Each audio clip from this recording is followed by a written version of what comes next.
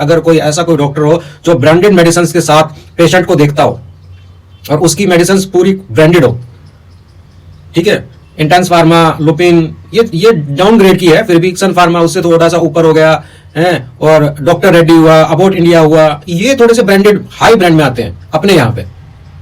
ठीक है। इससे भी हाई हो रहे हैं, इससे भी डाउन हो रहे हैं, बट जो थोड़े थोड़े मुझे पता है, क्योंकि मैंने जब भी मेडिसिन खाई है ना, साइकेट्रिस्ट की मेडिसिन हो या पेट से रिलेटेड मेडिसिन हो या किसी भी हो, तो एक ये है ना डॉक्टर्स का ट्रेंड चला हुआ है कि वो है ना जेनरिक मेडिसिन से भी है ना कहीं डाउन मेडिसिन पेशेंट को मिलती है, ब्रांडेड मेडिसिन पेशेंट को मिल ही नहीं पाती है।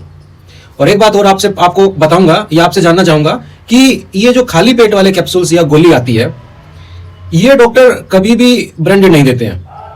क्यों ब्रांडेड नहीं देते हैं? ये इसीलिए ब्रांडेड नहीं देते हैं क्योंकि जो बिना ब्रांड वाली दवाइयां हैं उन पे एमआरपी इतना ज्यादा होता है, 210 रुपए, 230 रुपए, 270 रुपए, 280 रुपए, ठीक है। इतना मेडिसिन का रेट होता है खाली पेट वाली डीएसआर वाला, पेंटाप्रोजोल, रेजिप्राजोल और जो भी ये आती है, ठीक है। मेडिसिन एक अलग, साइकेट्रिस्ट की मेडिसिन अलग, और ये जो खाली पेट वाली है, दोनों का जब रेट मिलाते हैं तो खाली पेट वाली मेडिसिन का रेट उन मेडिसिन से भी ज्यादा बन जाता है। क्योंकि कहीं ना कहीं मुझे ये लगता है कि अगर आप ब्रांडेड मेडिसिन की साइड जाओगे तो उनका रेट, जो खाली पेट वाली मेडिसिन है उनका रेट ब्रांडेड में बहुत डाउन है। सिप्ला का एक मैं लेके आया था,